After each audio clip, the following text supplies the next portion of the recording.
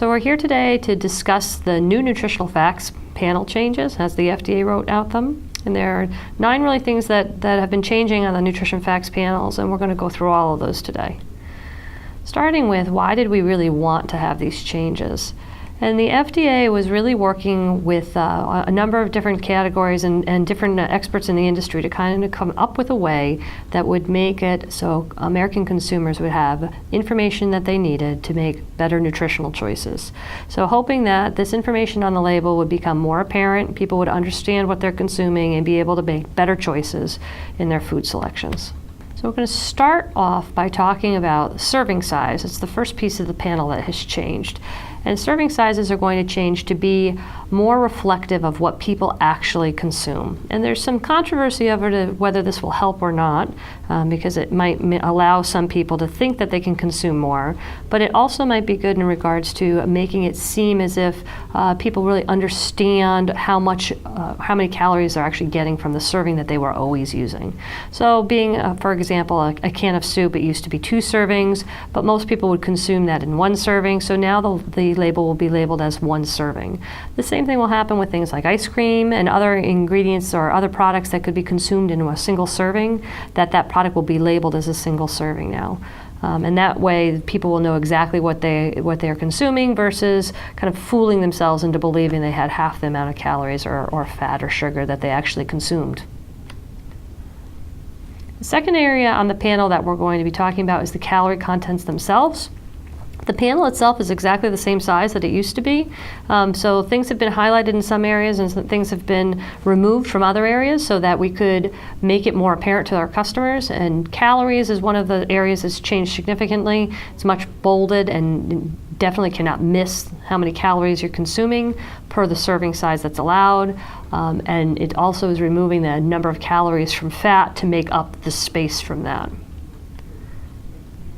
The third large area of change in the panel is what will be changing with multi-serving products.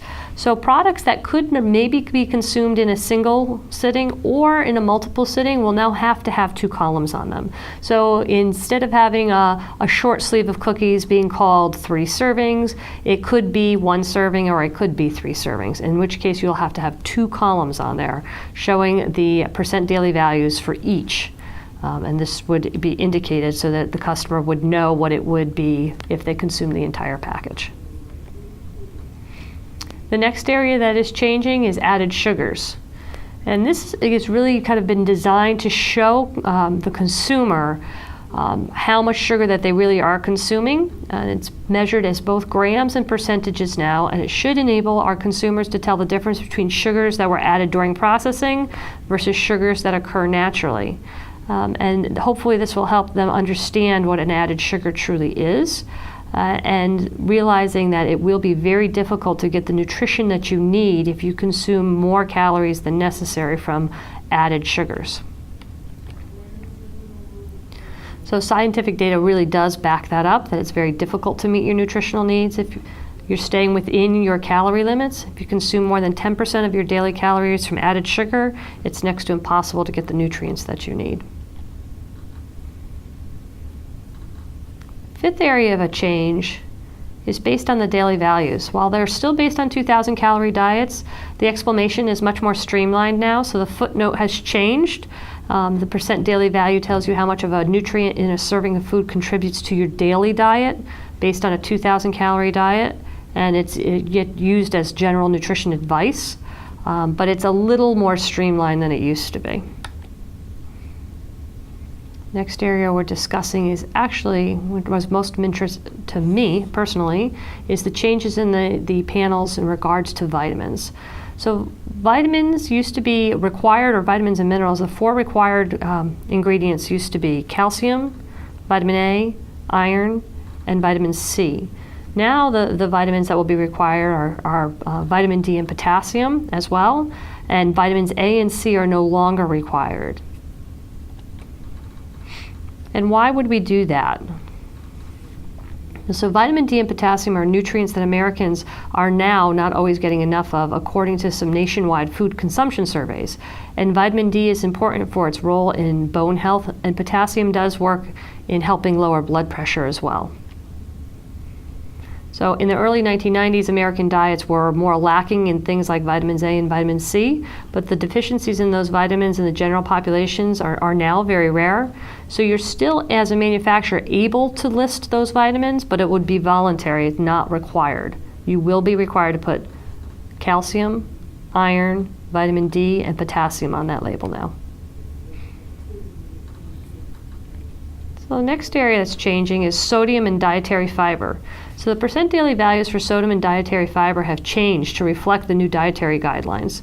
And the daily values will be based on 28 grams of fiber, which is an increase over 25 grams. And it'll be 2,300 milligrams of sodium instead of the 2,400 milligrams, so a reduction there.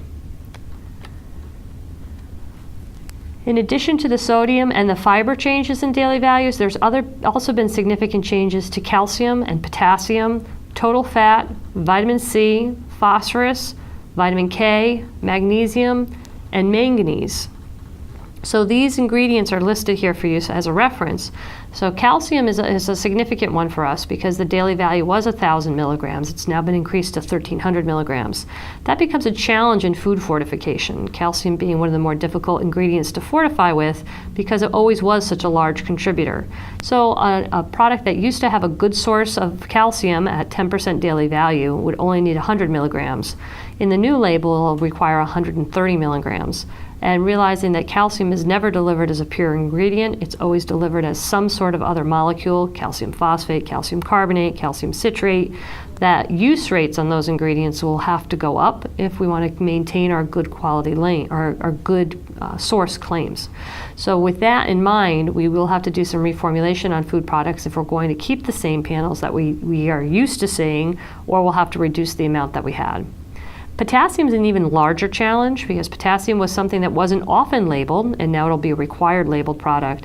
But even more significantly, the daily value has gone up tremendously. It was 3,500 milligrams. It's now gone up to 4,700 milligrams.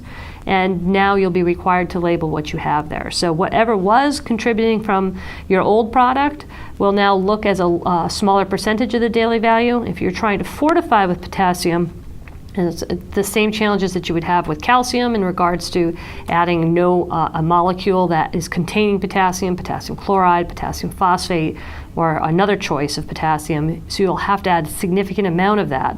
Potassium is also very challenging because it has flavor challenges as well. It tends to taste like chewing on metal or very salty.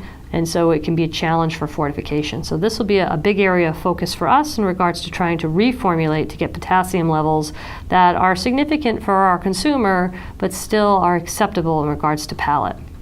So the amount of fat in daily values also increased and went from 65 grams to 78 grams, which seems a little counterintuitive to what we might have done in the past, but realizing that they're trying to increase the amount of healthy lipids that we're consuming. Vitamin C is also increasing. It's going from 60 milligrams to 90 milligrams. So that will also have to be added, or additional will have to be added to keep our levels the same.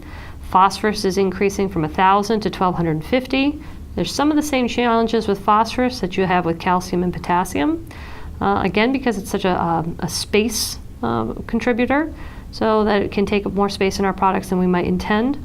Vitamin K is an area that's also increasing. It's going from 80 micrograms to 120 micrograms. Magnesium is increasing from 400 to 420. And manganese is going up slightly from 2 milligrams to 2.3. The other thing of interest that we need to understand is that international units are going away from our labels here in the United States. So vitamin A will now be labeled as micrograms of retinol equivalents, and vitamin E will be labeled in alpha tocopherol, or milligrams of alpha tocopherol, which will be the same calculation that we use in Canada as well as tocopherol equivalents. Vitamin D will be labeled as micrograms now, and this is supposed to be making it easier for the consumer to understand how much they're actually consuming. Although those levels are actually equivalent, they are changing the units they'll be reported in. Next area we're going to talk about here is calories from fat. So the calories from fat line has been removed due to some research now that shows that the type of fat that you consume is actually more important than the amount of fat that you consume. And so total fat, saturated fat, and trans fat will continue to be required on the label.